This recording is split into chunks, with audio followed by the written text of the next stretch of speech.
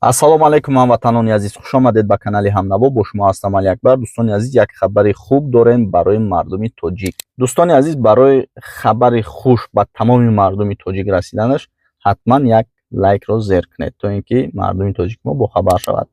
JSK Togic Air, яъне ки ҷамъияти саҳомии кушодаи Togic Air акнун парвозҳои худро аз санаи 14 январи соли 2025 ба самти Душанбе Кулоб, Душанбе эълон мекунад. оиди нархнома мо чӣ хел ки мегӯем хабарҳои аниқ дақиқ мекунем. оиди нархнома ҳатман мепурсем, боз дар видеои оянда мегӯем ки чанд сум аст. ногуфта намонад ки ин як хабари хуш аст. ба хотири чӣ? Ба хотири он ки дар барфҳо зимистон дар ҳақиқат бисёр хатарнок аст ба мошин, яъне таксиҳое ки мераванд.